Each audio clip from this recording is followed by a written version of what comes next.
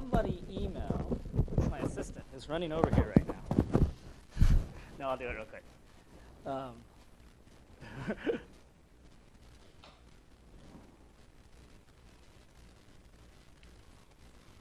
1 second. Never mind. Fixed. Back to the lecture.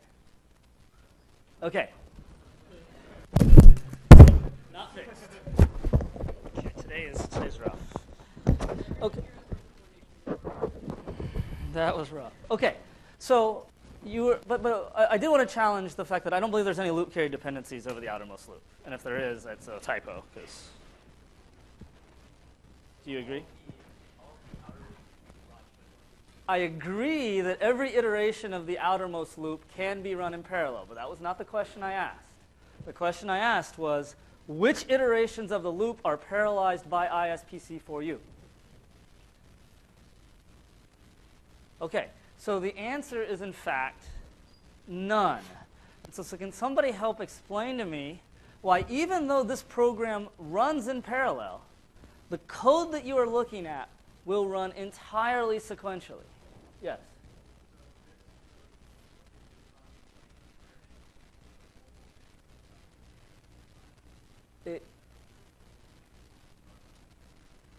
Exactly. So I wanted to just make sure that everybody saw this difference. This is just a sequential piece of code that is being run multiple times, probably in parallel. It's being carried out by multiple instances of this program. Exactly. And so this is just sequential code. The uniform keywords in there are just meant to say that, hey, you know, the compiler can take some liberties and implement some of these operations more efficiently. And that it is called a SPMD program, a single program multiple data, because every instance of this piece of code will obtain different values of program index. And it will branch and condition on that program index value. And so all of these instances are cooperating to do all the work. Okay, so this is a parallel program, but you don't see any of that parallelism on the slide. Where does the parallelism occur? When that function is called. When the ISPC function is called, that is the launch of the gang of all the instances. Okay, very good. So I wanted to drop back to last lecture just to finish up on a few things that I think you might enjoy. So last time I talked about 2 ways to think about parallel programs. We talked about writing a program where all the threads or all the instances had access to a shared address space. And then we also talked about a situation where all the threads or all the instances did not have access to a shared address space and exchange messages, right? So if you wanted to put this in your words, how can someone help me describe the difference and how you just think about these 2 different types of ways of organizing a parallel program? In one case, all my threads or all my instances or whatnot are reading and writing from a shared address space. In another case, they're working together, they're still cooperating, but they're cooperating by exchanging messages. So someone want to maybe add to that? Like, that's a fairly abstract notion. You haven't written any programs that really elucidate the differences right now, but anybody have an analogy or no? Has anybody written any programs where you could only communicate by shared messages? Yes? What did you write? What language did you write in? You didn't see. And what was your message? How did you send a message? Send message? Oh, where did you send the message?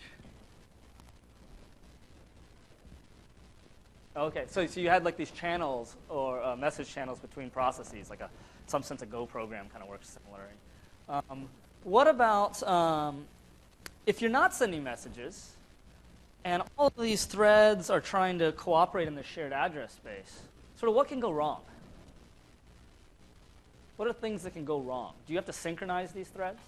You have to synchronize these threads. And what have you used to synchronize threads in the past? Mutex, locks, things like that. If we have 2 threads that are in different address spaces that are communicating via messages, do we need locks? Why don't we need locks? What's that? Someone help? Yeah. Locks synchronize access to shared variables. In a message passing system, there are no shared variables, or at least if it's a pure message passing system, there are no shared variables.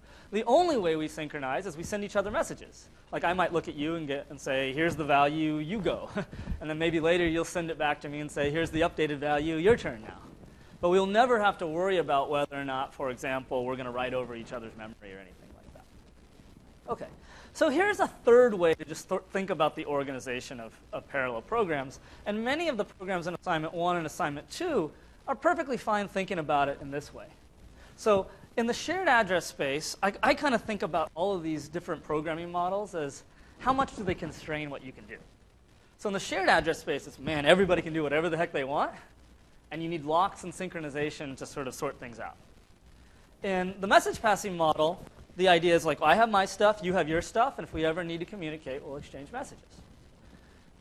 This last way of thinking, a data parallel way of thinking, is very simple. It's very, very structured, and it's very much like the ISPC programs I've been putting on the board, is that all of our programs are going to basically be, we're going to take this function, or this kernel, and we're going to apply it to this sequence, or this collection. And we're going to just use that pattern to do a lot of crazy things. Like, for example, and we see that all the time. So like I can write a program that maybe said add big long array A to big long array B and do like an element-wise add and do it on vectors of length 1,000,000. And so that actually was actually an instruction in an old supercomputer where you could say the actual instruction was add these 1,000,000 bytes with these 1,000,000 bytes, and that's one op. And it might be a very long op that the program has to run for you. Another example would be programming in MATLAB, right? Sometimes it's very, very useful to think about not the individual elements of a collection, but to think in terms of the aggregate entities. Like many machine learning computations, many computer vision computations, statistics, we often like to think of add A plus B, and so it's an implicitly parallel operation because the system knows the semantics of adding all those individual elements up. And you can think about it more generally, like if you think about it like from 210, you probably thought about it as a higher order map of some function onto some collection or sequence, right? So that's exactly how you coded up a bunch of things if you took 210. And where function is some element or some function that's applied to every element of the collection. So when you're writing ISPC code, even though it's not this pure functional code like you might have seen last semester, you're very much thinking data parallel most. In fact, the way you answered that question when I gave this quiz question at the top of the class, you were basically thinking about it data parallel, because that's more or less how we think we write data parallel code. I just wanted to differentiate the actual programming language doesn't necessarily enforce that. So if I have this for each loop in ISPC, most of you probably are mapping that in your head to, well, there's a collection of elements represented by this C array. We have a kernel, we have a function that's side effect free, that is the body of the loop. And this code is just mapping this body of the loop, this function, onto these sequences. It's a very data parallel way of thinking about it. So what does this particular function do?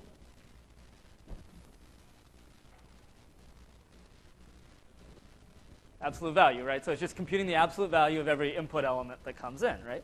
So you can kind of think of the for loop of this, the for each construct, as even though its semantics are map all of these iterations potentially in parallel to these instances, that's just a map of this function onto some collection, even though I've done it in C code. So why do you think? Here's an interesting question. So some of you, especially those of you that have a functional programming disposition, are like, if that's the way that we want to think about these programs, why aren't we writing using this beautiful ML syntax that you were provided last year? Because I'm doing the same thing here, right? I'm doing absolutely the same thing. Does anybody have a stylistic preference? And really, it is a stylistic preference. There's no right or wrong here. But would you prefer to write this code, or would you prefer to write, if I went back, if you would prefer to write this in like in a functional language? Who wants the functional form? Okay, who wants the non-functional form? Oh, wow. So a lot of people don't care. A lot of people don't care. Which is good. I agree with those people. So now let's take a look at what does this function do? Somebody tell me what this function is. I tweaked my ISPC code just a little bit. It still kind of performs an absolute value, but there's some details in there. What does this do? So the previous slide, we applied the absolute value function to every element of the input collection. What does this slide do? For my new program, absolute repeat. Yeah. So for every input element, you're going to end up with 2 output elements. Now, how would you write this code in your ML collection library from 210, for those of you who have taken 210? You can write this, and it's not too hard. It's like 3 lines. So how would you do it?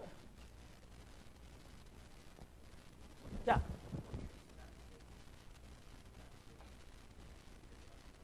Uh-huh. And then you could just you have some operator to help you with the repeat, right? Okay, cool. I agree. So everybody understands what this does. Now it's becoming a little bit less obvious to think about this code as mapping a function onto a collection. We have to think about it as mapping a function onto a collection and then applying this repeat operator to the result or something like that. What does this code do?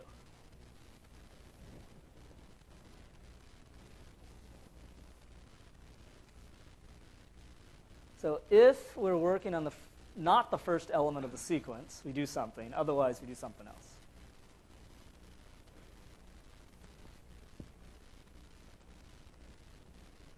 What does this code do? It's kind of another little quiz question to make sure you understand ISPC.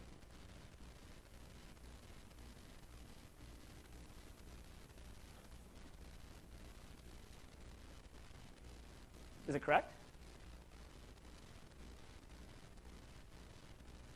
Okay, so first of all, somebody help me out. What does it do? Yes.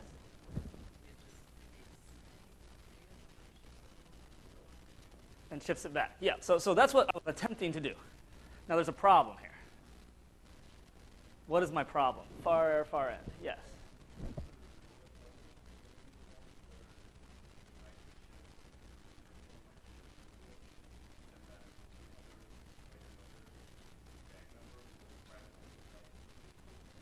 Yep. Well, that could be a problem. Another problem is, do we have any guarantee of the order in which these iterations of the loop will be executed? Not at all, right? Which could cause some serious problems in what the actual output of the program would be, because the semantics are map these independent iterations, or I promise that the programmer says, I promise these iterations are independent. Therefore, you can make that assumption, and therefore you being the ISPC system, are allowed to execute them in any order that you please.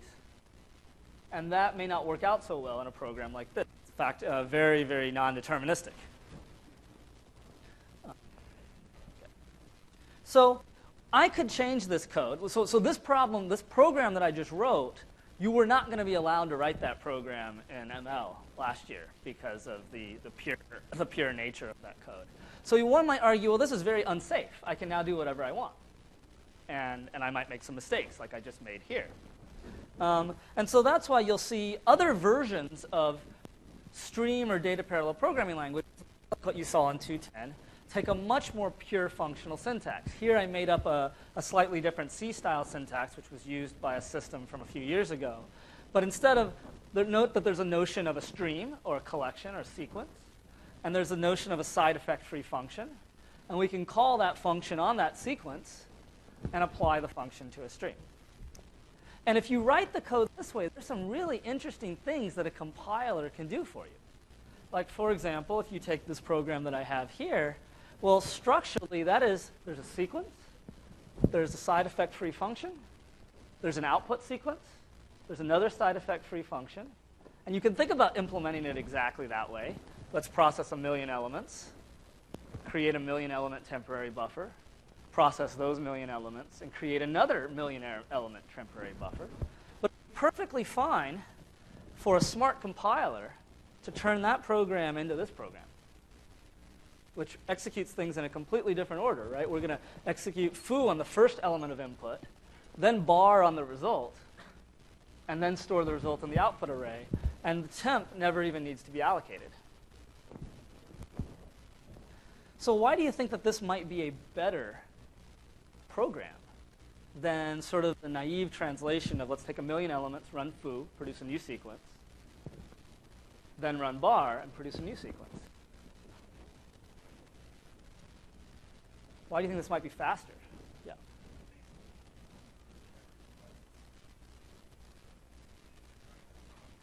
And specifically, which ones do we save?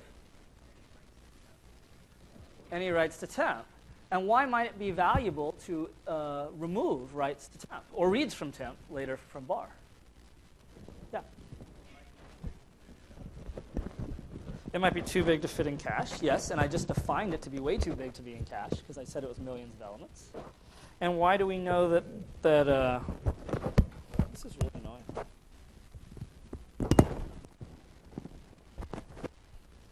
going to try and go here. Okay. That's better. All right. And what did we talk about in a previous lecture about why we are so concerned about avoiding memory accesses? Sorry? Brings high latency, but we talked about some solutions for hiding latency in a previous class. We can maybe throw, like maybe we run on a processor with a bunch of threads. Really what I'm worried about in a program like this is being bandwidth bound. And so this transformation just took all those writes to temp, as well as all the later reads to temp, and potentially just eliminated them. Because those are L1 cache hits or register hits. Now, the problem, just to give some of my own perspective here, the problem with writing in this fairly functional form most of the time is that you are completely reliant on a smart compiler to do these things for you, which is sometimes a problem. And the other problem is that you end up getting this library of operators, repeat, stride, and these other things. And to write just the next program, sometimes you're like, I got to just add another repeat or a repeat by 5 operator or something like that. So I found that this approach for general programming tends to be hamstrung by this sort of like explosion of operator library problem. But that's just my own little opinion there. It'd be interesting to discuss that in office hours. So here are 2 operators, though, that any of these data parallel systems have, and you should absolutely know about them. And they are data gather and data scatter. And we talked about this a little bit last lecture when we were talking about ISPC. So the gather operation says if I give you a list of indices into a sequence or into an array, I want you to make a new sequence that went off into that original sequence, sparsely gathered the elements from the input, and provides it to the kernel as a new sequence. So down here at the bottom, I'm providing the C equivalent pseudocode of what a gather does. There's an input array. In this case, it is called input. There's a set of indices which tell me how to construct a smaller stream from a larger one. That creates a new stream or a new sequence of information, which is then applied, the kernel is applied to. Or in other words, if we want to think about a gather, if we have an input vector here, we have an input vector, like an array out in memory. We have a set of indices.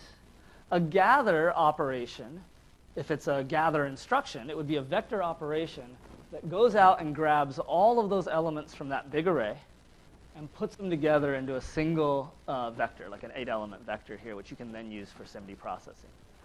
On this slide, on the previous slide, I was showing you a gather that was described in terms of millions of elements. So not a SIMD gather, but just a data parallel gather.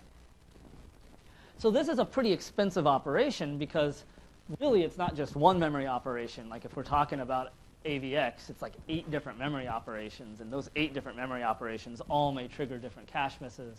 They all may trigger TLB misses if you want to get really complicated, and they also could individually all trigger independent page faults. So you can imagine how expensive a poorly constructed gather might be. So I just wanted to point out that this was just another way that many of you have thought to think in terms of parallelism. We can think in terms of not enforcing any structure at all, communication through shared variables, we can think about structuring parallelism through message passing. And last, we can think about this very well-structured way of writing code, which is I have a big collection of elements. I just want to map functions onto them. And in most parallel programming environments these days, usually there's some combination of all of these little aspects. And you'll see that in most of these languages. OK, so I'll go back to what I wanted to talk about today.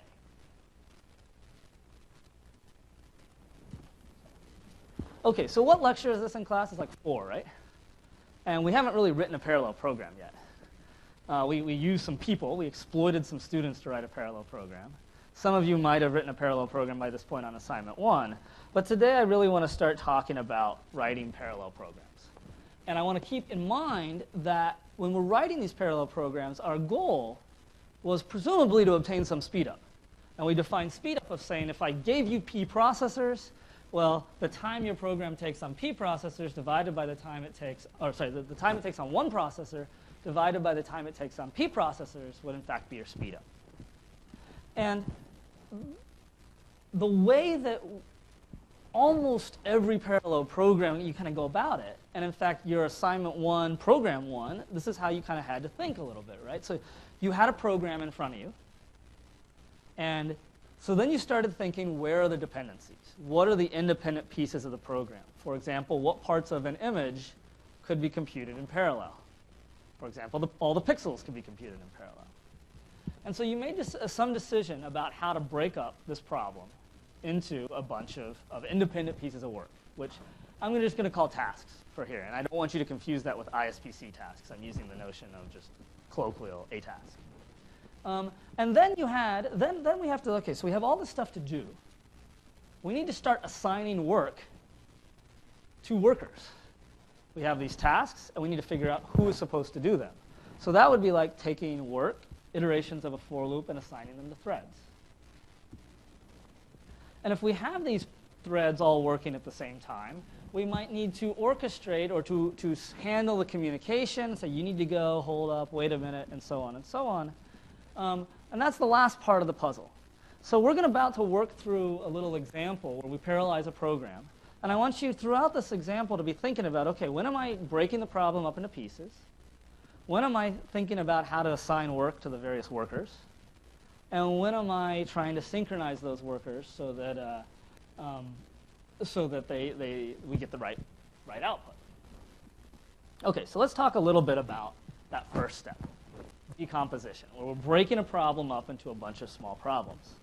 And like we've stressed so far in the class, breaking a problem up is about identifying dependencies, or in fact, a lack of dependencies. So let me jump ahead really quickly. I want you to think about this really simple program. Imagine you go work at Apple, and you're going to go work on the new iPhone 8 camera pipeline, or the camera team.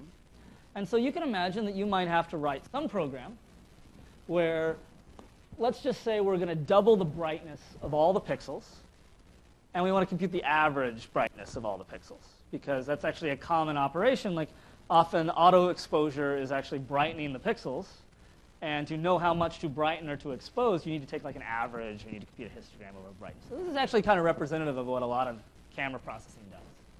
So let's just say that I have an n by n image, and I'm plotting the execution time of my program here. Where let's just say that the first part, brightening all the pixels, takes time O of n squared, because there's n squared pixels. And then averaging up all the elements, I have to compute a sum over all the elements. So that's also n squared work right here.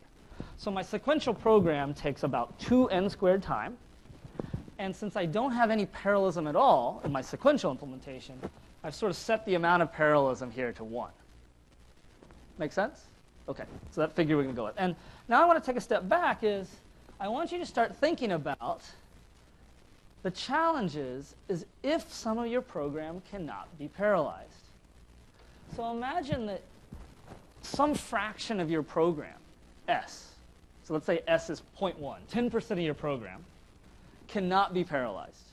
It is a fundamentally sequential algorithm. It's surprising how little benefit you can get out of parallelism. So if I took 10% of my program and it just could not be parallelized, that means 90% of my program can be parallelized. And imagine I gave you 1,000,000 processors, an infinite number of processors for that matter, and you perfectly parallelize 90% of your program. How long does your program take now? If it used to take 10 seconds, how long does it take now? It takes 1 second, right? Because the sequential part, 1/10 of your program, took 1 second, and the rest of it is infinitely fast. So even though we had a 1,000,000 processors, my speed up is what? Is only 10 times. So your boss, he's like, hey man, I just gave you, 1,000,000 processors, and you came back to me with a 10x speed up, boom, you're fired the next day. Right? So let's think about that a little bit in this program. So first of all, the first part of this program, I think we'd all agree is really easy to parallelize, right?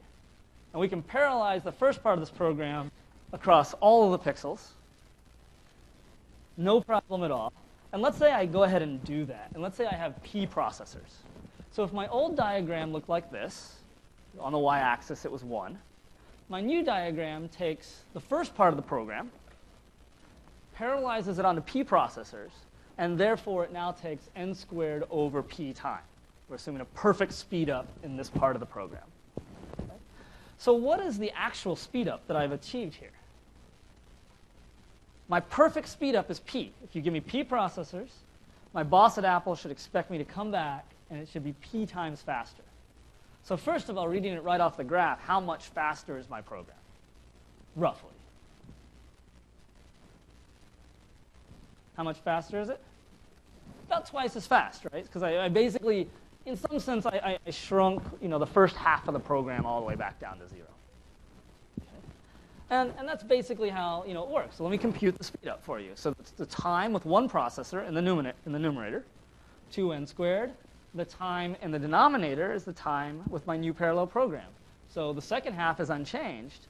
The first half went to n squared over p.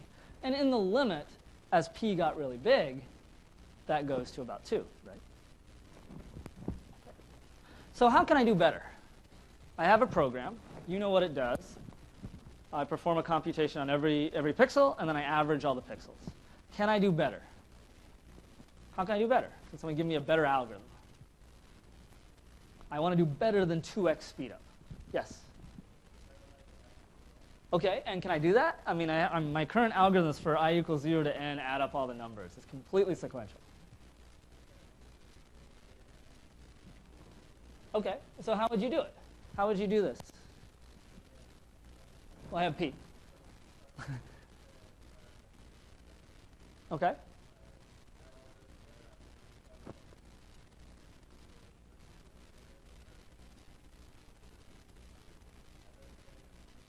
OK, so what you're going to do is you're going to break the image up into p segments, just to repeat it for everybody here.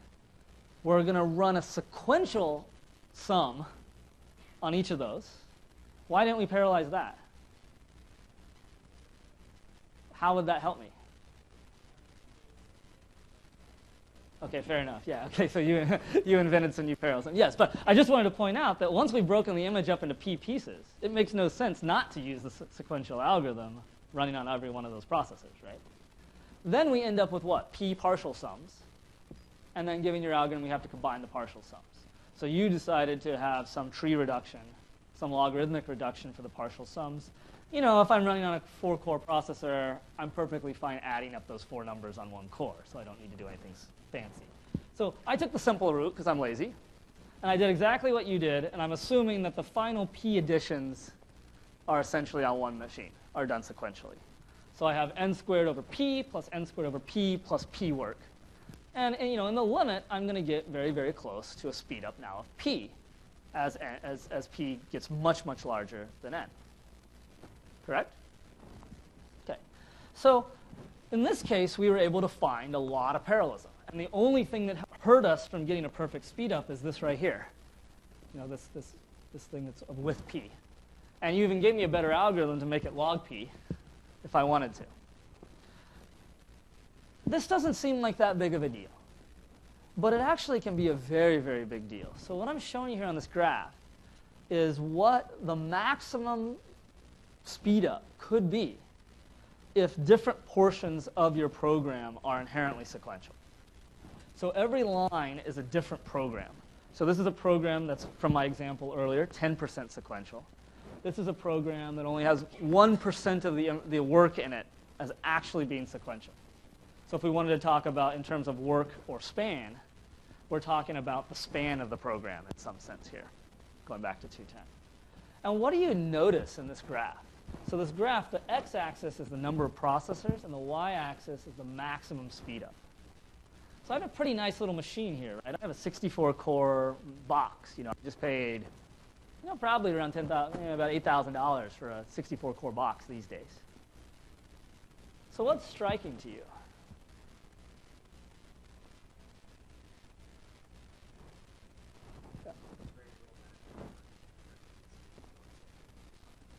Exactly. Like, if I'm going to use a system that has a non-trivial number of processors, you better have a program that is almost entirely parallelizable. Otherwise, the benefits of parallelism are going to get you. And that the part that you can't parallelize is very quickly going to become most of your running time. Like what we saw right here in this chart was most of my running time was doing the sequential part. Even though the sequential part was only half of the total work, it ended up being almost all of the running time. So it's going to be very, very important to eliminate any kind of dependencies in the algorithms that we choose. OK, so in this particular example, you, the programmer, told me how to decompose the problem. You gave me an algorithm. And in most cases, proof by you being in this class, and proof by 210 actually, is breaking an algorithm down into its independent pieces is a problem that you're going to have to solve as the programmer. There's a lot of work on trying to take programs that are not written in a parallel fashion and automatically parallelize them for you. But I would say that the state of the art, even in the best research going on here at CMU or in other places, is I would say that the ability for programs, compilers to be really smart at figuring out how to decompose a problem for you is fairly limited at best. So you still have to take this class. This has definitely been, many PhD theses have been written in pursuit of this goal here. And I don't think anybody has actually succeeded just yet. OK, so let's talk about, once we have these independent things to do, how do we do them? How do we do them? So I would like to talk about assigning these tasks to workers. And again, I want to be very clear here that I'm just kind of using the English word tasks in this lecture. I'm not trying to specifically speak of an ISPC task. Because about every programming system in the world has something called a task, and it often means something different. So the way I like to think about it is tasks are things to do, and threads are workers. So if I have a pool of threads, and I have a bunch of things to do, someone is responsible for assigning work to things that can do work. So let's go back to our ISPC example, and let's think about how that happens in the context of ISPC. Same program is, so can someone tell me why I stated that this version of the program is programmer-managed assignment, and this version of the program, I would say, is system, or ISPC. I delegated the responsibility to ISPC. So first of all, in this example, what is the work to do? What would you say is the work to do? So I'm going to ask, what is the work to do? And then I'm going to ask, who are the workers that can do work in this situation? So first of all, in this example, what is the work to do? Somebody help me out. Yeah. Yes, and what is the decomposition of that work? Every input value in the arrays we can think of as something different to do. Right? So all the work we have to do is compute the sign of all these numbers completely. Each of those numbers is like an independent piece of work, an independent task. And now we need to assign them to workers. And in the case of ISPC, what are the workers? What does work? Say it again. The program instances, right? So the program instances are the analogy to a thread that does work. So in this code, how did I, the programmer, assign work to workers? How did I do it? Yes. Yeah, go ahead. I wrote a program that every worker used program index to figure out what work it should do. That was how the assignment worked. Why do I say on the right-hand side of the slide, I punted the job of assigning work to workers to ISPC? Yeah. So I used a higher level programming concept which says exactly that.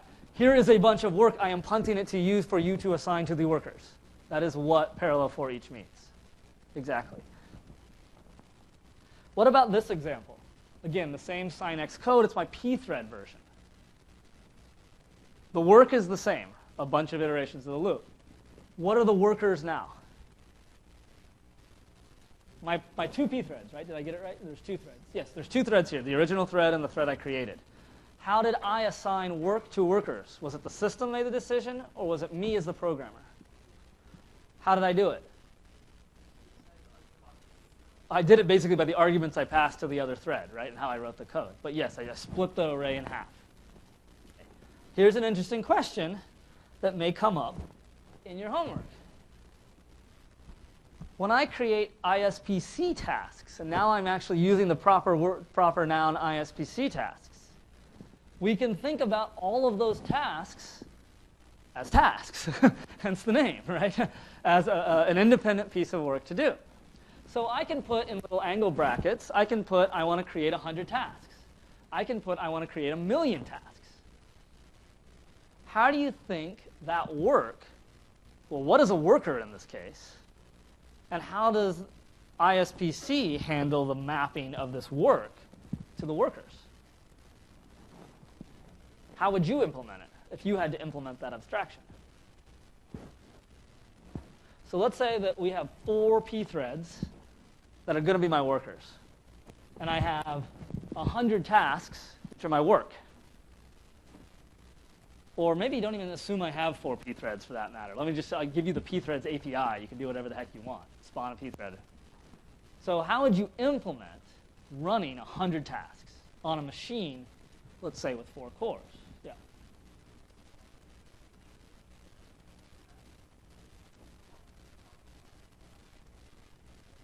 Okay. Let me propose an even simpler solution. Why not spawn a pthread for every task and let the operating system sort it out?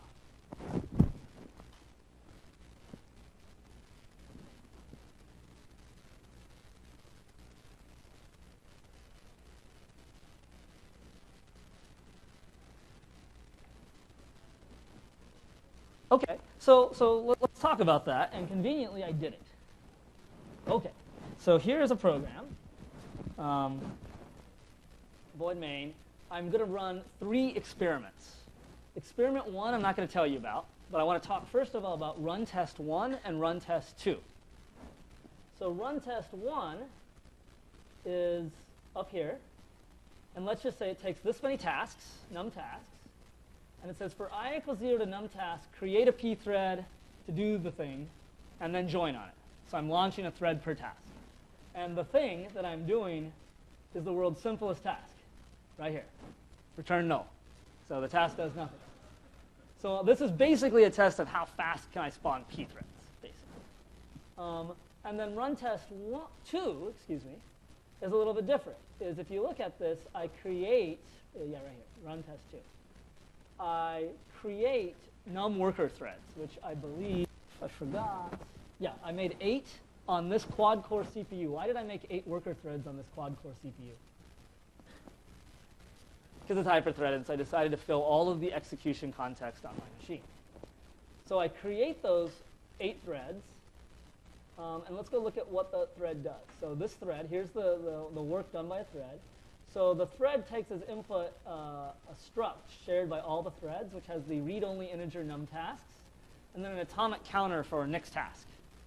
So what all the threads do is they say, while next task is not the total number of threads, so while there is another task to take off the queue, grab it, increment the value, and keep a local counter of how many tasks that this particular thread did, and we're going to print it out.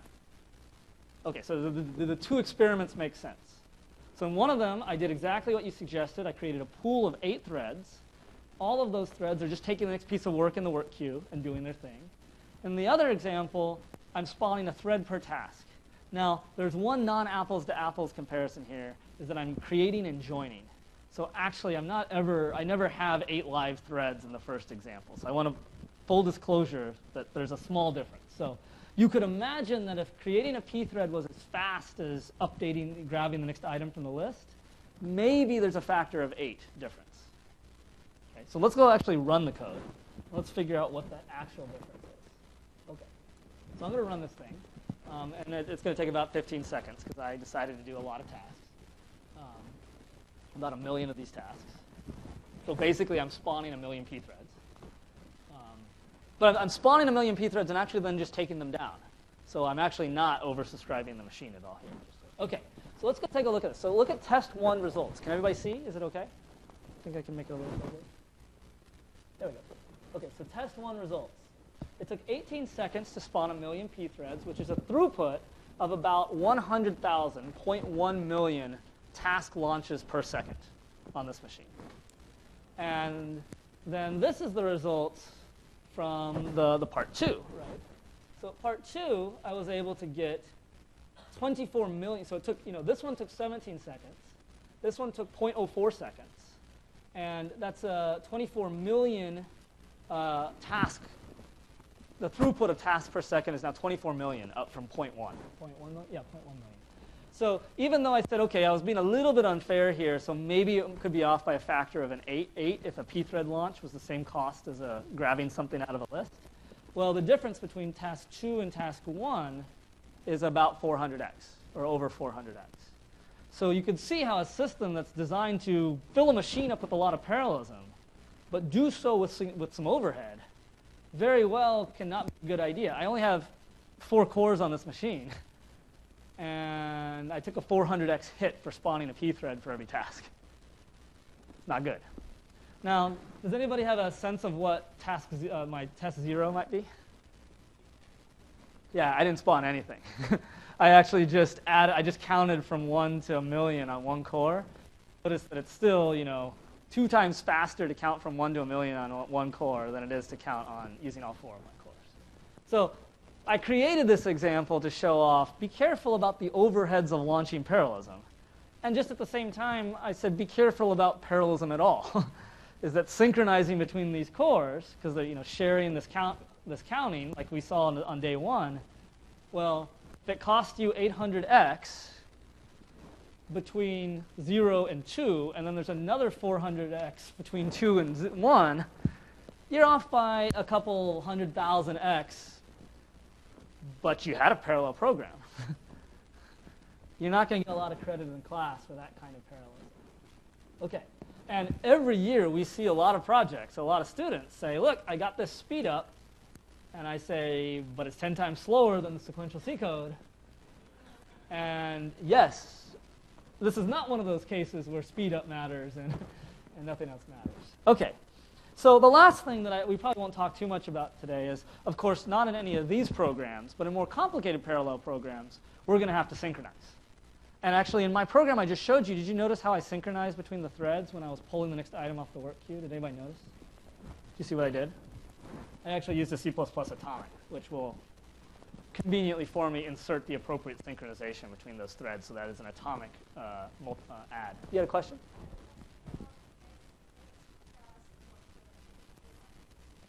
Yeah, that was the atomic I++ in my code. And so it was atomic because it needed to be read the value, update the value, and send it back out. And then, of course, there's mapping, which we may not think so much about, at least when we're programming CPUs. Because usually if we just create 8 pthreads, we kind of just let the operating system handle the mapping of those pthreads to actual hardware execution context. Whether or not my pthread with ID 4 ends up on core 3 or 2, I don't really care. But sometimes you do, and Linux and many other systems, somebody should make a post about it, have operating systems calls to say, I want this pthread on this actual physical core. Keep it there. And some examples of that might be mapping by the operating system, put this pthread on this core, mapping by the compiler. So ISPC maps program instances to vector lanes. Mapping by the hardware. We'll talk in the GPU lecture about how this idea of a CUDA thread block gets mapped to a physical core. And we started last class, actually, with me challenging you about some interesting mapping decisions. Remember I said you have 5 threads and 4 cores, where do you put them? Or I have 2 threads and 2 cores, where do I put them? And stuff like that. So mapping can be pretty interesting. And I just want to point out that even though I have said that we decompose work into subproblems, in many tasks, graphics, image processing, machine learning, we think about decomposing work into subproblems as almost the same as saying decomposing a data set into smaller pieces of the data set. So you'll probably hear many people, including myself, interchangeably use the word decompose the data to mean decompose the work that needs to be done on the data, just as a little cloak. OK, so let's work through an example. And I'm going to finally move the class off of sin x onto something hopefully a little bit more interesting. And imagine that we're doing a large-scale scientific computing simulation. This is not going to be all that different than a large-scale machine learning computation on a regular grid either. But a common thing to do is to solve a PDE on a large mesh, whether we're solving a turbulent flow problem or a fluid simulation or a physics simulation. And for those of you that had graphics or had a physics class, like solving these PDEs typically boils down to discretizing a Laplacian operator on these meshes. So we don't have to worry about it at all. And let's just say that the computation that I want to perform,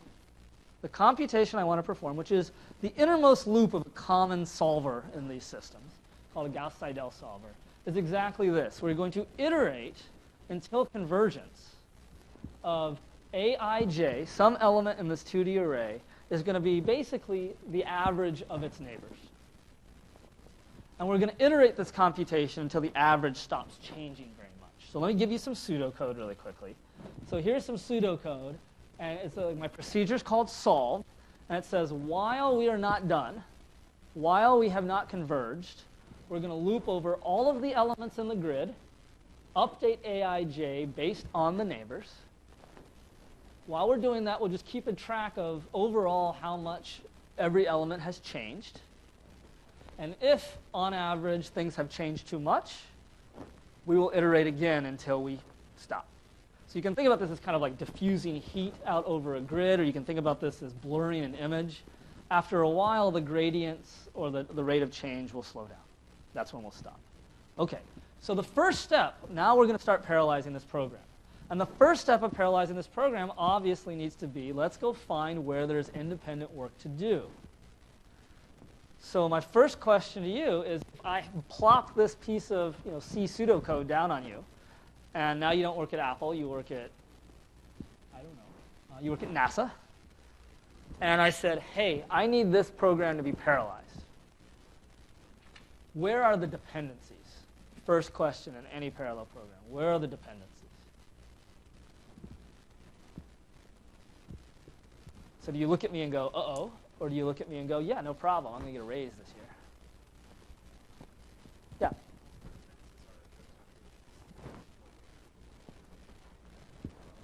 So Aij, I write it. And then Ai, or I plus 1j, now depends on Aij. So you've pointed out I have a problem. And so if I had to draw the dependencies, so not only does Ai plus 1j depend on the element in the previous loop, it also depends on the element above it, the row above it in the data set. So if I had to draw these dependencies for you, I could draw them very much like this.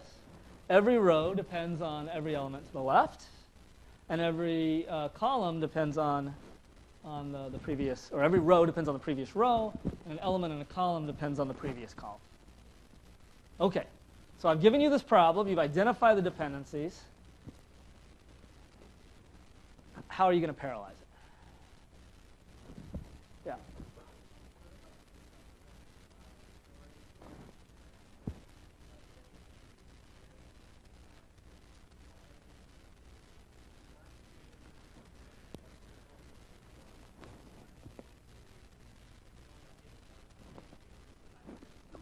There are mathematical reasons that propagating the information over the domain yields to faster convergence. So this is fundamental to the algorithm right now, at this point in the discussion. But I still claim that somebody could be a little bit more clever than I have been here. Yeah, go ahead. Well, where's the parallelism? Where are the lack of dependencies? I put the dependencies. But you're saying that there's a lack of dependencies. So what can be done in parallel? I agree with you. There's actually parallelism here. And it sounded like what did you mean by you can do the solver diagonally? Yes?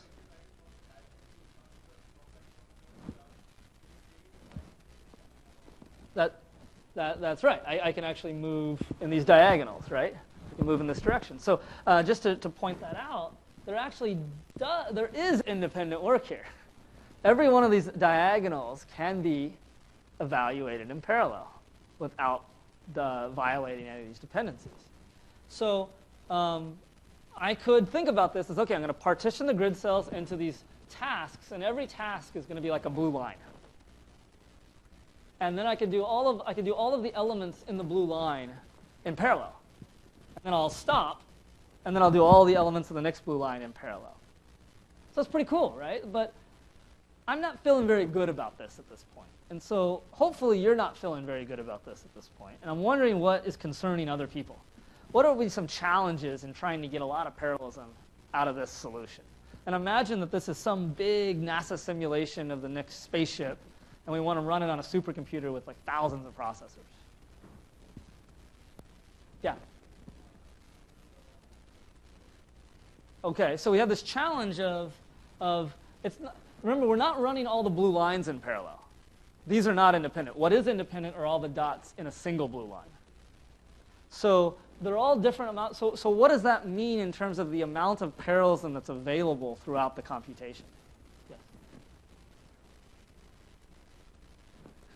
Yeah, at the very beginning, I only have 2 processors worth of parallelism. And in the middle, I might have, on the order of square root of n. Yes, or 2 square root of n.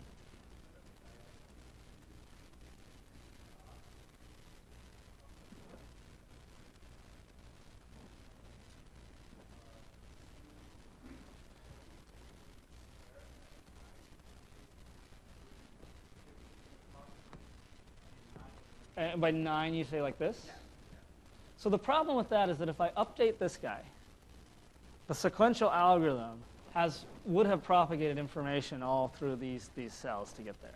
So your solution is a different algorithm. Okay, but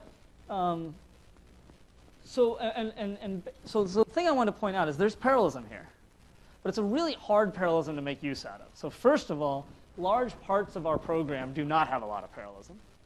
And the maximum amount of parallelism is basically dependent on the grid size. And we might have there's also fine-grained synchronization in that all the processors have to sync up after every single one of these lines. So those of you that are suggesting that we change the algorithm are kind of on the right track in this particular case. This is an algorithm that fundamentally is not going to work very well on a big processor, on a big machine.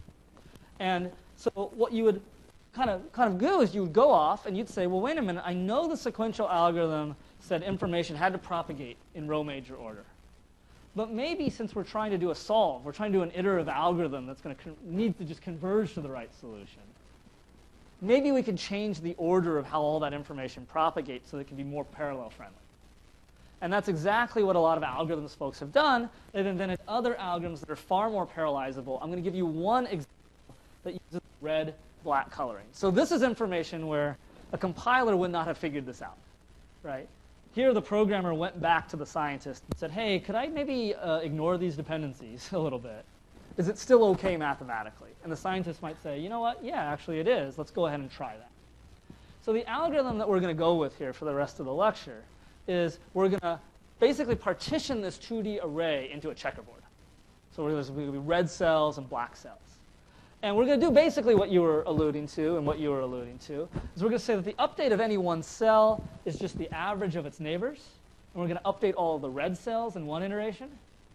We'll check for convergence, and we'll come back in the next iteration and update all the black cells. So does the new algorithm make sense? Is the new algorithm easy to parallelize? Why is it easy to parallelize? Where are the dependencies at all? Yeah. Well, the red depends on the black. But I know that none of the red depend on any of the other red. Yeah, yeah. But you had the right answer. So if I'm updating if I'm doing a pass where I'm updating black cells, I only depend on the red cells. And I know that none of the red cells are changing because I'm only updating the black cells, and vice versa in the next iteration.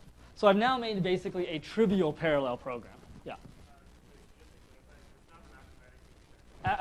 We have now changed the algorithm. We have now changed the algorithm. You guys were on the right track, and I just wanted to talk about parallelizing the original one. That would have been the same up to floating point associativity. Now we have a completely different algorithm with different dependencies, and we can go to town on parallelization. Okay. So now let's think about a machine with P processors. And let's say P is 4. So I have two different options now in how I'm going to assign this work. So we've decomposed the problem now into a bunch of things an action on all the on all the black elements, and then an action on all the red elements. So we've decomposed it. We have all this parallel work. I now need to start assigning that parallel work to threads or to processors. So I'm going to use processor and thread interchangeably here, because we can just assume if there's only 4 threads, one will run on every processor. So I chose to just basically cut it up into rows. Makes sense, right? Equal work per row. I'm feeling good about myself. Should parallelize pretty well. I could also chop it up this way. Still equal work per row, but I decided to interleave the work onto the processors. Two different assignment decisions. And I brought this up in the ISPC lecture last Monday, because remember we chose to, I gave 2 different ISPC programs. Some of them interleave the instances onto the iterations onto the instances. And I gave you another example where I blocked the iterations of the for loop onto the instances. I just did the same thing here. And last time we talked about when we think about the implementation of things, one of them turned out to be a better idea than the other. So what do you think here? And let's just assume that these 4 processors, let's just assume that we're running on a cluster of 4 computers. Okay? We're running on a cluster of 4 computers, so absolutely not. Absolutely not. I just want you to think of it. There's 4 computers sitting here on the desk. We have a little Ethernet network connecting them. I can either cut up these n-squared elements and give every processor a consecutive chunk, or I can interleave them across the processors. Yeah? Well, I just told you what it is. You know the algorithm. For every black cell, average the red cells around it, and for every red cell, average the black cells around it. That is the algorithm. That is the distribution of the calculations. So both of these assignments give exactly the same amount of work to both processors. Just like both of those assignments in last class gave exactly the same amount of work to every ISPC instance.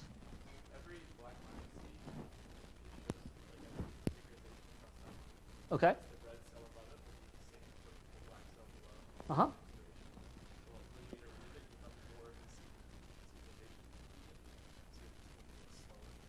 So you're starting to think about things other than work balance. So let's think about this computation a little bit. So the computation is going to be structured this way. Let's process all of the red cells across all the processors. Let's wait until all of the red processing is done. And once we know all the red processing is done, we kind of need to communicate some of these updates to the other processors that need them. And then we'll go ahead with the black cells, and so on and so on.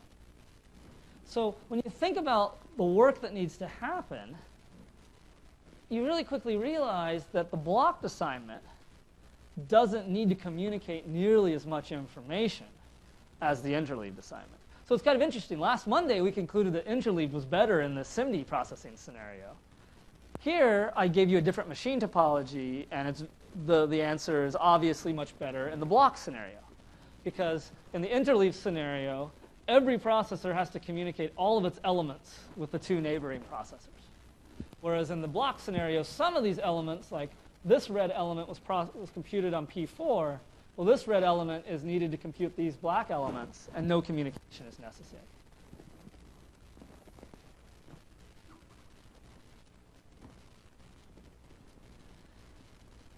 Now, this is a program that we started out writing it sort of in a shared address space thing. This is a perfect program for a data parallel programming model. So let's go look at what the code might look like in a data parallel programming model. So get acquainted with this code here.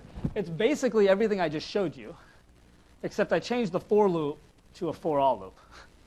I went from pseudocode that wasn't parallelized to code that could be parallelized. And why could this code be parallelized? What about the program tells the system that parallel execution is acceptable? Is this for all construct? And again, I'm making up syntax. So the program says that all of these loop iterations can be done in parallel. So that's the decomposition. The assignment of iterations to workers, to processors or threads, is handled by whom? By the system, right? And the system is faced with a decision, much like we just were faced with. And then I have some other stuff in this code. So I borrowed the syntax from ISPC here to have a reduce add. And what is that reduce add doing? And why is that not diff plus equals absolute value of aij minus previous? If you remember back to the sequential version of the code, the sequential version of the algorithm looked like this. It was just diff, just add, accumulate the change. And then the total change at the end was what was used to determine if we should stop. Now I said, when I moved to the data parallel expression of this program, I moved it to this reduce add. What's going on here? Yeah, Allison.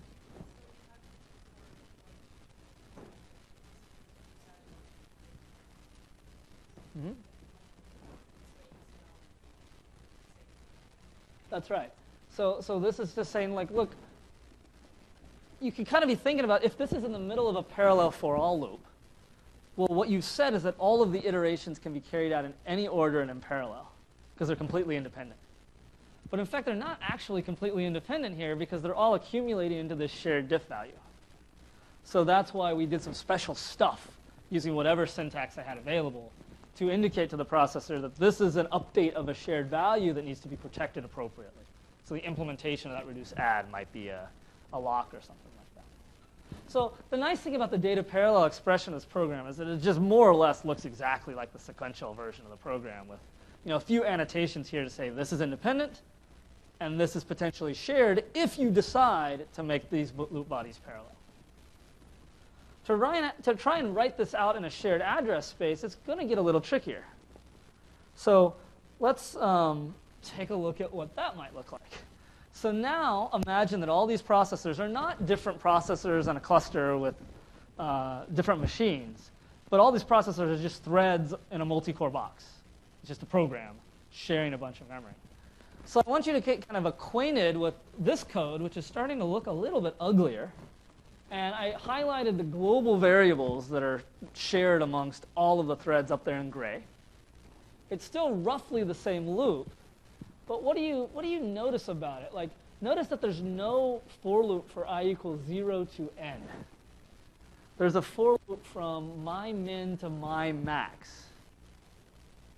So is this program correct? I mean, it used to be for I equals 0 to n, j equals 0 to n, iterate over all the cells, do stuff. This program is actually saying only iterate over some of the cells. But my claim is that it's correct. So what am I missing here? Yeah. I'm blocking. What do you mean? Oh, I'm certainly, I chose the same blocked assignment of elements in the array to processors like we just agreed upon was good. Absolutely, I'm blocking. Yes. Well, I'm not showing them, but they're all running the same program. There's no other code that's missing. But you have to keep in mind that if this is a shared address space SPMD program, much like ISPC in our first slide today, this code is being run by all of the threads, all 4 of them in this case. And together, they cooperate to do all of the necessary work. And notice that they use get thread ID in this case, which would be equivalent in what to ISPC? Program index, to sort of figure out who they are so they can cooperate together to do the right stuff. Good. So you kind of see here now that, so now for only the rows that this particular thread is responsible for, update the red cells. And I'm not showing you the black cell update here, just to save slightly. And now I protected this diff update with a lock. Why did I do that? Because it's one of those shared variables up there. All of the threads are accumulating their diffs, so that we can check at the very end here to make sure that we have the full value. And just as a review from 213, I want to make it absolutely clear why a lock is necessary when a bunch of threads are updating a shared counter or a read, modify, write variable. Let's think through the case where there are two threads. Thread 1 reads a value from memory into a register. Let's say the value of diff is 0 at this point. The processor reads the value 0 into a register. It does some math to add 1 to the 0, and now there's a value 1 in this register. And then it writes the answer 1 back to memory. If this sequence of operations is not atomic, meaning that if we allow some other thread to read diff from memory in between, like I have here, this thread will also read 0, do its math like it's supposed to do, store 1 in a register, and then write 1 back out to memory.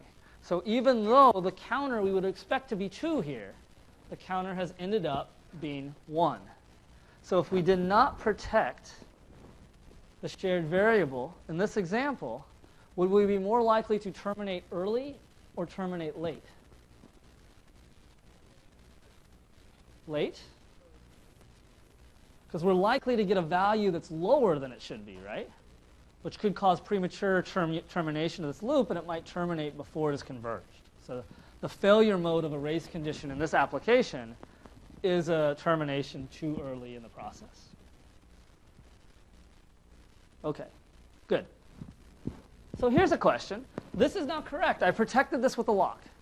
It's correct. There's a performance problem here. This should bother you. So does anybody see a performance problem with this code? And it has something to do with this red box right here. You will not be happy with the performance of this implementation. Yes, sir?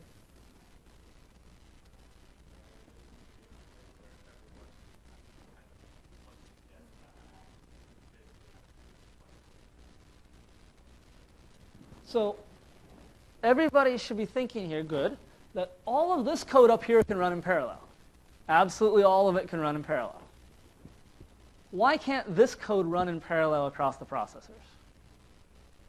Because the lock is ensuring mutual exclusion. This part of the code is fundamentally, well, at least the way I've written it, is fundamentally sequential. And earlier in this lecture, what did I tell you about code that needed to run on a lot of processors that had parts that were fundamentally sequential? It's going to really start hurting that speed up, right? So who can suggest a change to this program that gets us exactly the same answer, modulo maybe some floating point order, and is much, much faster? Yeah.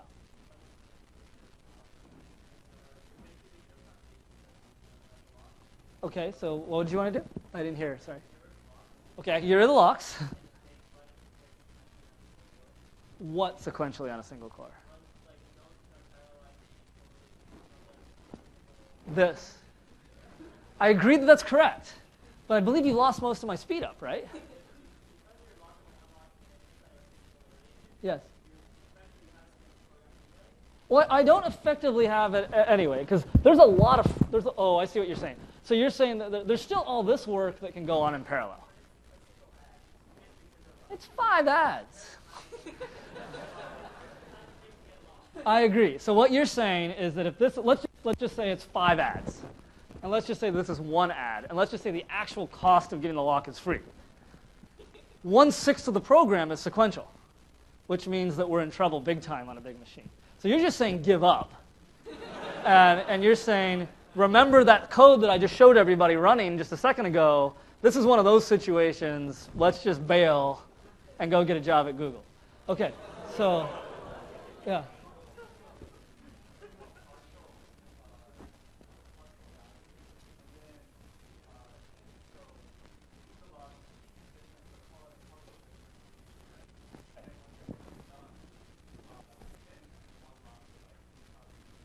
So you're observing that this is just a sum reduction. This is just a sum reduction. This is no different than the average in the photography example that I gave you. And there you told me, hey, every processor should just compute its local diff, and we'll sum it up at the end. And I like that idea, right? So what we can do is, how about we just change the program and make a local variable mydiff. So every thread is now accumulating locally. There is no lock in the innermost loop. Now, before we check for the end, before we actually check for convergence, we need to do a reduction over all the processors. But at least that's over all the processors outside of the innermost loop.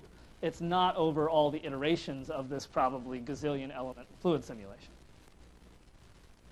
Okay, so I've made the sequential part of the code, basically I've just dropped it to essentially nothing. Good. Okay, so there's something on this slide that I've just kind of like conveniently left off.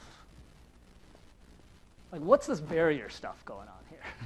I haven't defined what that means. Haven't even expected you to have seen that before. I'm just making function calls up now. Yeah.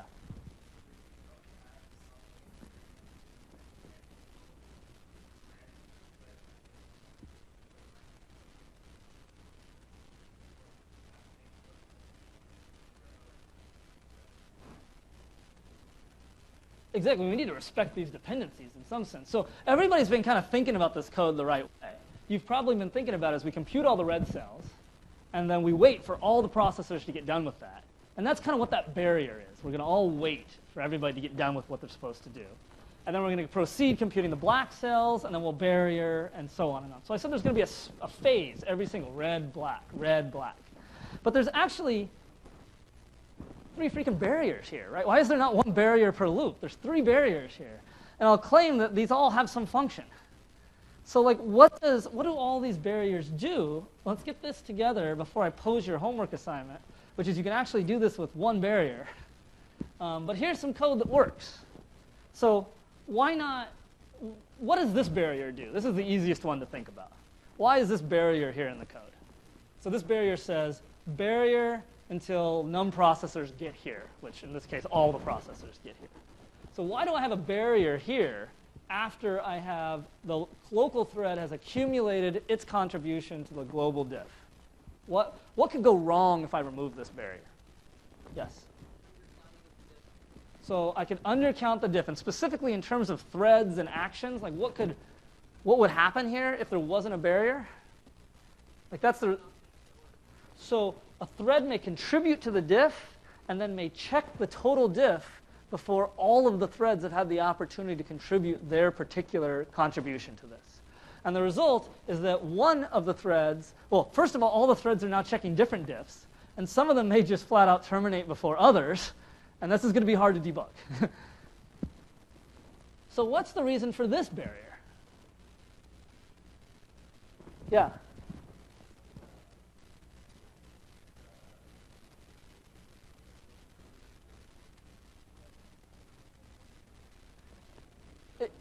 Exactly. So let's just say we bury it appropriately here. All the threads start to check if they should converge, but maybe before one of the threads has had the opportunity to check to see if it should stop, another thread has checked, shot through, gone back up to the top of the loop, and reset the mydiff, the total diff variable to 0. Which means that it could get set to 0, and some threads might not need to keep going, but they're going to say, oh, diff is 0, I should stop. And what's the reason for that last barrier? I need that one too. This was a little bit more subtle. Yeah. Because if I shoot through this, I might be in the middle of accumulating diff down here, gotten all the way through this loop, taken the lock, updated diff, waiting at this barrier, and then some other thread comes in that was really lagging behind and sets diff to 0, and I'm like, damn, right? And so it's broken. So here's your homework. I'm stopping here. Be interesting to think about, can you do it with 1? Because obviously we prefer to synchronize once per big loop phase rather than 3. And obviously the answer's on the next slide, but you should try and not look at the next slide and write up a post, and it's a good thing to try and do. Okay, I'll stop there. We will defer the discussion of how to do this with message passing for a couple weeks. For a couple weeks. Yeah.